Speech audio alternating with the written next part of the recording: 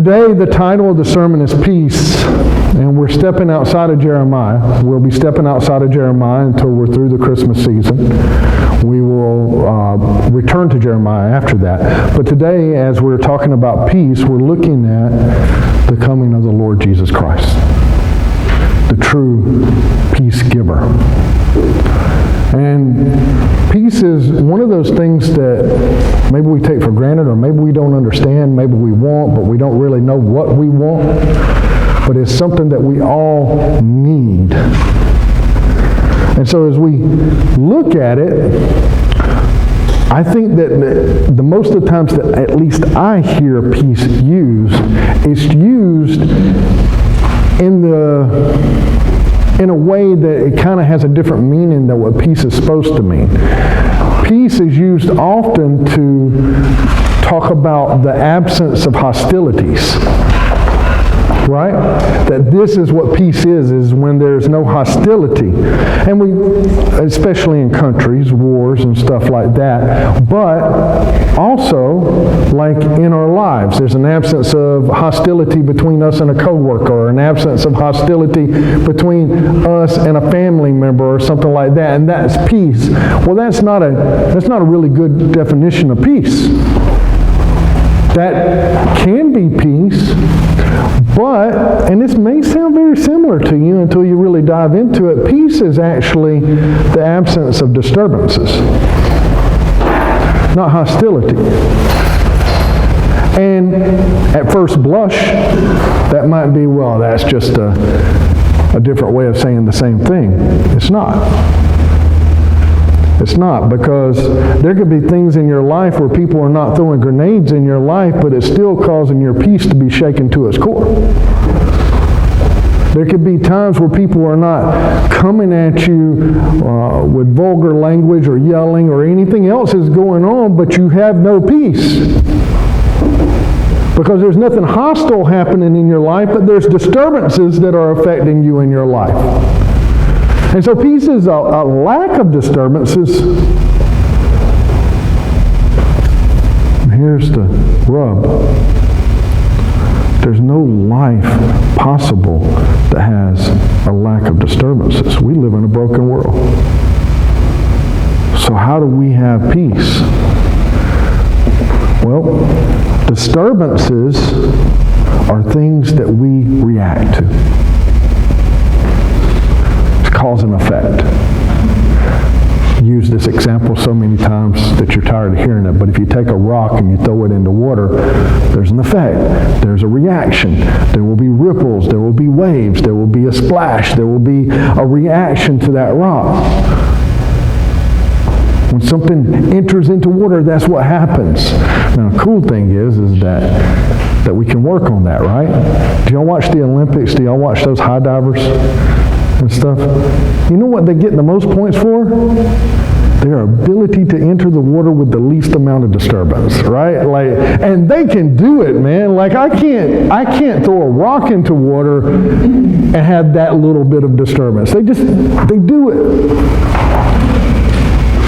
But you know what can truly cause the calmness in the water? God.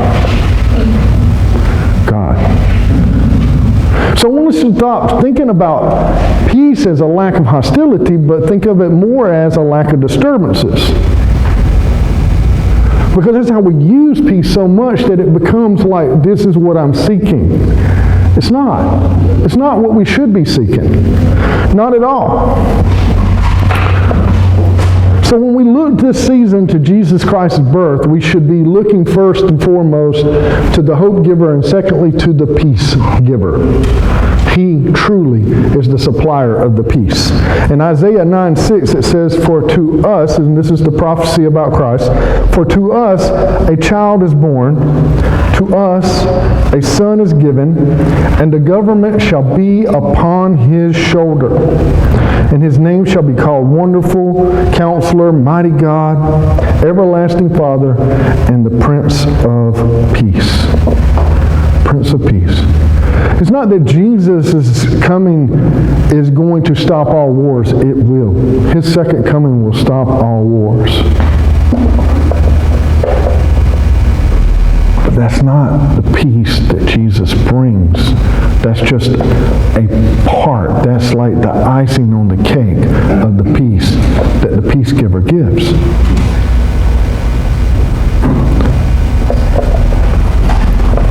Have you ever found yourself wishing for peace?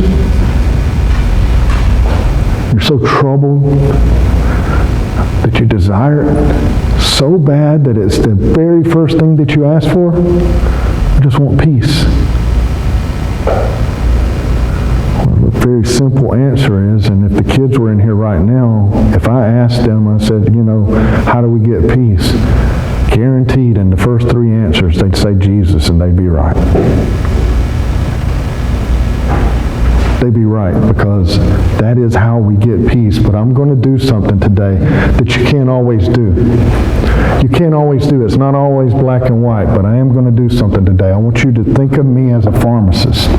You ever been to a pharmacist? The doctor orders medicine, and the pharmacist will give you a prescription. And on that prescription, it'll say, take 2 tablets daily, or it'll be more complicated than that. Take 3 in the morning, 2 in the afternoon, whatever, but they'll have a prescription. And you do that, and you do this, and it will work out for you. I'm going to give you a prescription for peace today.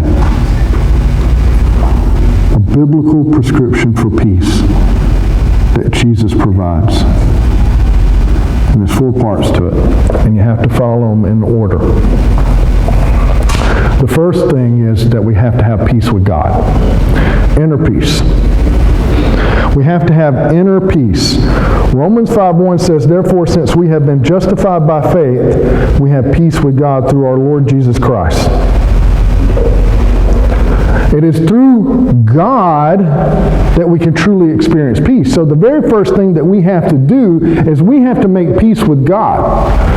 And sometimes on a daily basis, sometimes 3 times a day, sometimes more. It's according to how much sin's in our heart. It's according to how much is going on in our life that separates us from God. But we have to make peace with that. And if we can't do that, then we're not going to have any luck in any other area. Because we're made for God. And He's the missing piece in our life. So therefore, we have to make peace with Him. How do we do that? Colossians 1:19-20 says, for in Him all the fullness of God was pleased to dwell, and through Him to reconcile to Himself all things, whether on earth, in heaven, or making peace by the blood of His cross. He reconciles everything to Himself. So if we can make peace with Him, He can reconcile the separation, right? He can reconcile what's going on in our life. Now, I said that we were outside of Jeremiah, but I'm going to go back to some of the things that we learned in Jeremiah. As we've been going through Jeremiah, what's been the problem? What's been the problem with the Israelites? What's been the reason why Jeremiah was called to be a prophet? He was so reluctant to go. This young boy that was called to God to go and tell them that they needed to repent. The problem is idols. They had idols in their life. And we've said this weekly now. We have idols as well in our life. And to deal with those idols, we must take those idols. We must break those idols. We must throw them down on God's altar and let Him remove those idols from our life. Making peace with Him means that those idols cannot have residence in our hearts. They cannot belong to us. And I've said it, but I'm going to say it in a different way today. To get rid of an idol, you must first figure out what it is. And to figure out what your idols are is to get down to the root of your desire, your master desire. Your master desire, because it has mastery over you. How do I do that? Well, let's play a game. Let's play a game. And let's forget about the fact that it's a fairy tale or whatever you want to call it, a fictional writing or whatever from our childhood that's been around for hundreds of years. And let's forget about the fact that it's got nothing to do with God. Let's say God desired in all of His power and glory to work in this specific manner, though He does not. But let's play this fairy tale game. What if God decided that just for one day, here at Reliance, he would allow a lamp to appear like in the story of Aladdin. And he's like, I'm going to let it operate in the exact same way. If you come up and you touch this lamp, you rub this lamp, I, God, will give you 3 wishes. 3 wishes. Will you be honest with me this morning? I'll be honest with you first so that you do not feel like I'm setting you up. Would any of those 3 wishes be money? Yeah. Like, don't be shy, say it. Right? All 3 of those.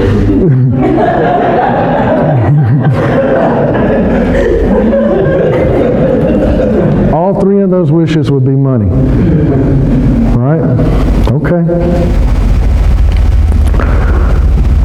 So, based off of that, I mean, has everybody in here heard the story of Aladdin?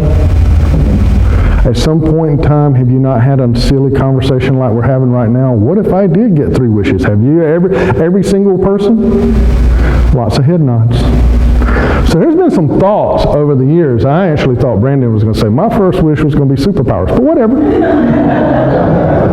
But there's been thought put into this, right? Thought put into wishes. And that's good because you know what those wishes represent? Our desires. What if I was to win the lottery? Right? That goes along with that desire for money. Well, here's the thing though.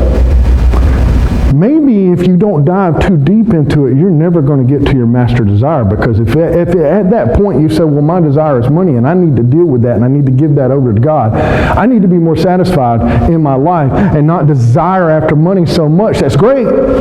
But maybe you haven't dealt with your inner desire. Maybe you need to start asking the whys. Because that's how we get down to our master desires, when we start exploring inside of ourselves the whys. Why do I want the money? Why would that be one of my number 1 wishes? If in reality I could have these wishes, why would I ask for money? What is at the root of why I want the money? And people are going to have different answers. Some people are going to be like, I want the money so I can show the people in my life that I'm a success. They want prestige. Recognizing that they have risen above their station, right? Heath Ledger, right? Risen above my stars, right? Or whatever his expression was. Maybe they want the prestige. Well, I'm going to tell you, if that's the case, then their master desire is not the money. That's just a tool to get them to their master desire. Prestige is their master desire. To be recognized, to climb up the ladder. And if that's the case, then even without money, they're going to have a problem, because that master desire in their life is going to rear its ugly head in all kinds of different ways. They may sabotage their co-workers. They're going to do things in their life to serve that master, because that is at the heart of their problem. That's their idol, this desire to be recognized. Or some people might say, I want the money so that I could quit my job and I could spend more time with my family and I could do all these things. And before you realize it, if they ask enough whys and they get back down to the root of the problem, they're going to realize that they want the money for comfort. And the money's not the root of their master desire. It's not their idol. It's just a way to get to their idol of comfort. And again, if comfort is your idol, it's going to rear its ugly head in different ways, because you're going to be the type of person that takes shortcuts, even morally bad shortcuts, because comfort is your idol. Or you might run into somebody who says, listen, if I could have that money, if I could win the lottery, some guy or something, some young kid, I would date 100 supermodels, right? Women would be flocking to me because they love money. Money's not going to be their idol. Lust is. And they don't need money to serve lust. But if we don't dig deep enough, we might never get to the root, to our master desire. We might be throwing desires to God and asking Him to work with them, but we're never taking our true idols to His altar and breaking them there and leaving them with Him. And replace our idols with God, we won't have peace. Inner peace is between us and God. And to get there, we must ask the whys. Why do I want this? What is at the bottom of this? Ask those questions. Now, the second thing is peace with ourselves. And this is where the world, for the most part, tells us to start with peace. They leave out that first step, peace with God. The inner peace. They start looking at peace with ourselves, our personal peace. But if you don't take that first step, you're going to find it very hard to this second step. In Philippians 4:6-7, it says, "Do not be anxious about anything, but in everything, by prayer and supplication with thanksgiving, let your requests be known to God, and the peace of God, which surpasses all understanding, will guard your hearts and your minds in Jesus Christ." That's hard. Make peace with yourself. Now, if you can make peace with God, you can give your idols over to God, you can give your sin to God, and you're making peace with God, then the next step is finding that inner peace with yourself. That personal peace. And the world understands that this is needed. This is where joy comes from. This is where happiness comes from when you're satisfied and you have peace in yourself. The magazine, I don't even know if you call it, I guess a research magazine. I'm not really sure if that's what you call it, but Psychology Today. Psychology Today gives 6 steps to how to achieve personal peace. The first is that when there are disturbances and things going on in your life, to stop and breathe. To stop and breathe. Second is to reduce distractions. 3 is to let go of worry. Just tell yourself there's nothing to worry about. 4 is to promote restful sleep. 5 is to be kind and generous. A little caveat here. There is some truth in this because being kind and generous can result in changes in brain chemistry that changes our mood. Last one is don't expect anything in return. Don't have any expectations. Enter in everything with no expectations. Don't expect somebody to give you something. Don't expect anybody to reward you with something. Don't expect anything. And if you don't expect anything, you'll always be pleasantly surprised when something happens, right? But have no expectations. Now, this is what Psychology Today says that we need to do. And I want to tell you, if you really listen to this and you compare it towards what God says, there's a lot of alignment there with this truth. When God says, don't be anxious, right? Like, don't allow worry to take control. Don't let worry be your master. Don't let worry be the thing that drives you. Bring your anxieties before the Lord and casting to Him, right? That goes along with what this is saying, but the thing is that we don't have the strength to do most of this. That's why one of the highest paying fields out there, too, is psychologists and psychiatrists. Because we don't have the strength, so we have to continuously go back to someone else and have them talk us through it and then come back the next week and come back the next week and come back the next week. Not saying there's not a place for that. I'm just saying that we don't have the strength to achieve what we're looking for. And that's because we skipped the first step. In Isaiah 26:3, it says, you keep him in perfect peace whose mind is stayed on you because he trusts in you. Now this is Isaiah talking to the Lord, and he says, God, you keep those who in perfect peace whose mind stays on you. Because that person, he trusts in you. That's making peace with God first, right? God gives us the ability to make peace within ourselves when we have peace with Him.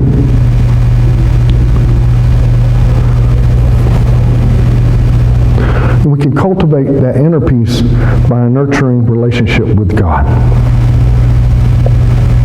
And then 3, peace with God, peace with ourselves, peace with others. Relational peace.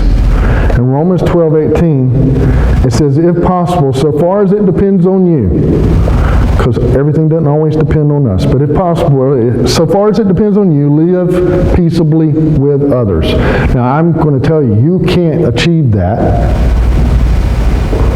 if you don't have inner peace. You're not capable of doing that. Now, the peace that the world tells us to know is a forced peace. That peace is a result of fear. Now, not always fear of armed countries coming against us, but sometimes. I don't know if y'all saw the news today, but last night the Syrian government fell, right? For 50 years, the Syrians have had this, what they call peace, but if you actually looked at it, there's been inner fighting this whole time, but there's not been a conflict, a full-out conflict with the armies, with the army involved, so there's peace. A forced peace. And eventually, forced peace doesn't work. It doesn't work in our lives either. When we have peace in our relationships or with our coworkers, with our family, or with anyone else because we fear repercussions, it will fall apart. It will fall apart because it is a forced peace. A lot of times I give you stories. I fear that I'm giving you stories and that you may just draw upon those stories. So I want to give this caveat. My father was a loving man and a good man. A good man. And I mean really good man. So the stories you get don't sound like it. But he grew up hard. My grandfather was even harder than him. My grandfather I know he loved everybody. I know he did, but he never told anybody he loved them. And he was a very strict, very, very hard man. And my dad grew up a hard man that got a little bit softer. But not by child protection custody standards probably. But softer, right? Like softer.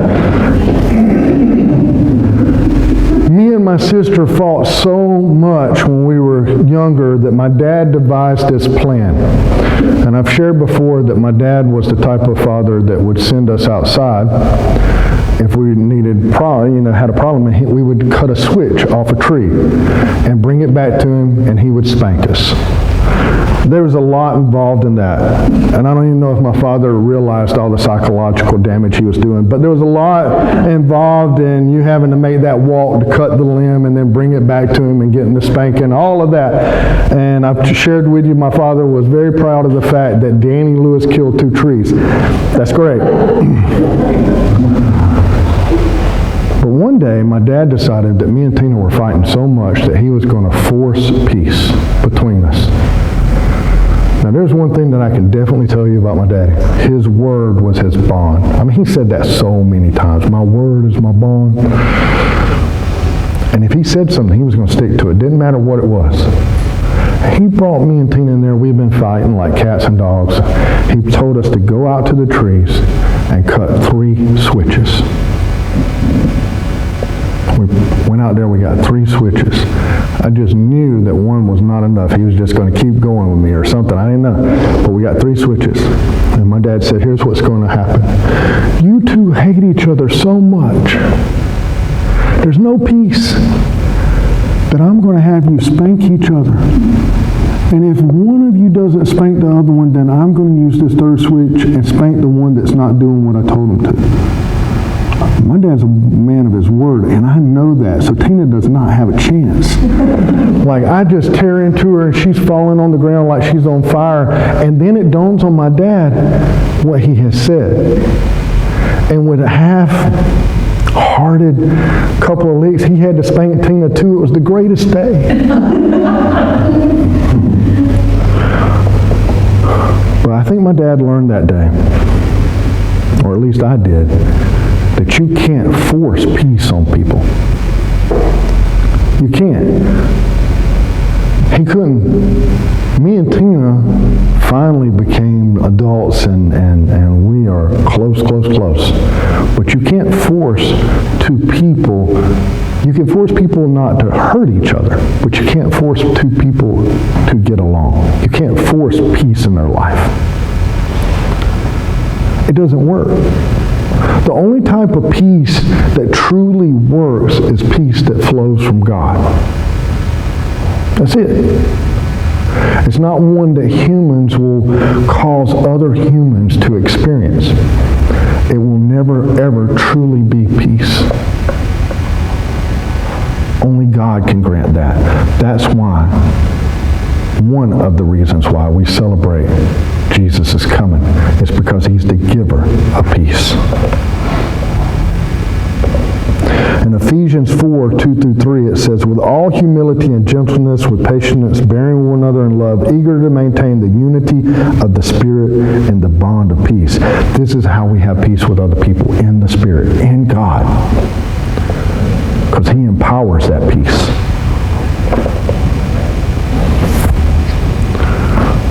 So far, we have to have peace with God. Then we can experience peace with ourselves.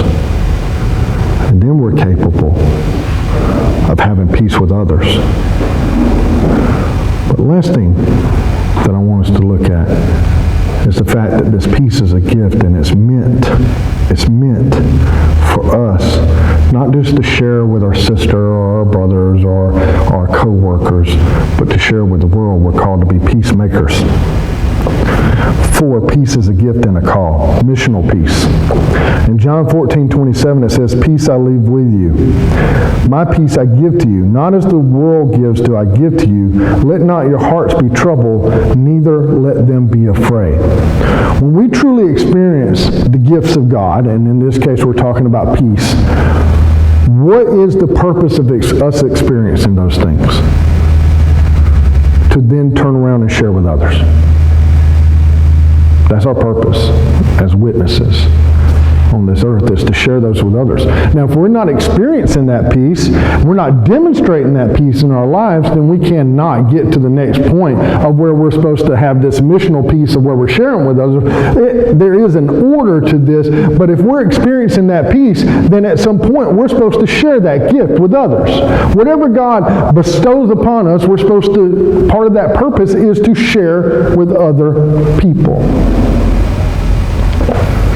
There's quite a few great examples of this, but I picked out one that I think most people wouldn't know, but made a huge impact. And I think that it's a good example because of a recent movie that's been released and so on and so forth. The story of a little-known monk in the 4th century. And this monk, this Christian monk,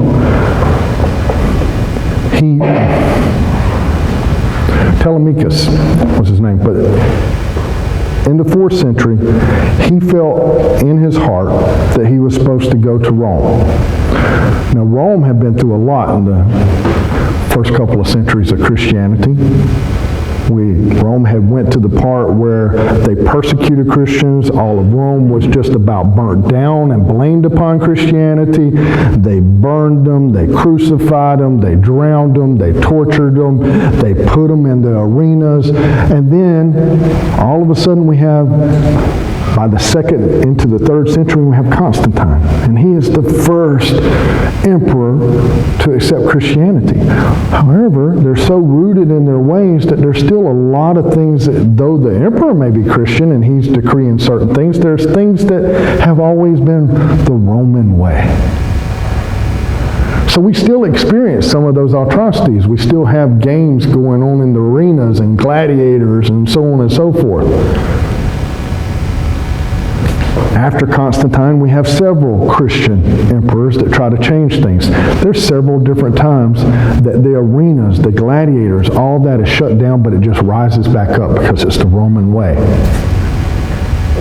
So we have Theodoret, the Emperor Theodoric, he comes along, he tries to shut down the arenas, and he fails. They rise up one more time, and the Senate says, no, we can't stop it, and so on and forth. It's not until his son, Honorius, is emperor that we see the very end of all competitions to the death in the arena. And it's all due to this little monk who was called to Rome. He goes to Rome, and it's around Christmas time, as we know it.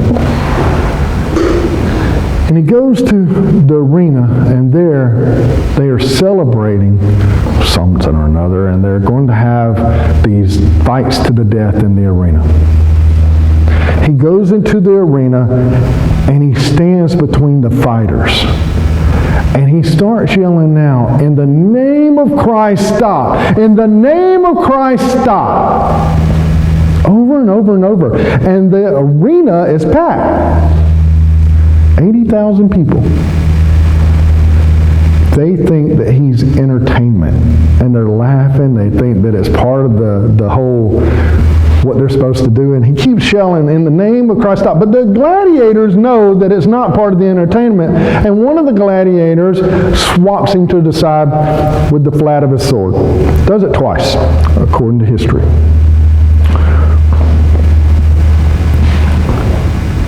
He keeps getting up. He keeps yelling, in the name of Christ, stop. And the people realize that he's serious. And they start booing him and hissing. And the gladiators are wanting to get on with the competition and everything. So one of the gladiators runs his sword through the little monk. The little monk, the whole crowd falls silent because according to the historian Theodore, they can hear. You know how the amphitheater is supposed to be set up. You can hear everything inside the amphitheater. They have all grown silent. They see the monk bleeding out on the sand. And with his last words, he says, in the name of Christ, stop.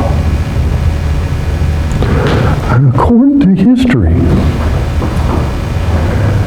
80,000 people slowly got up and left. And there was never another fight to the death in Rome. Never.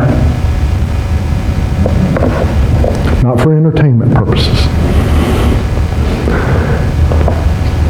We're called to be peacemakers in the world. Peacemakers. Well, that's not something that you can just jump on. It's not just something that you can be like, well, today I'm just going to run out there and I'm going to stand up for this cause or whatever. That's got to flow directly out of your peace with God. But that's what you're called to do. You're called to be a peacemaker. Jesus says in Matthew 5:9, blessed are the peacemakers, for they shall be called the sons of God. Blessed are those that take this gift that I bestow upon them, peace, and they use it for their Father's glory. This morning, as we're celebrating Christ, we're celebrating his upcoming birth, a birth that's already happened, but the celebration of that birth.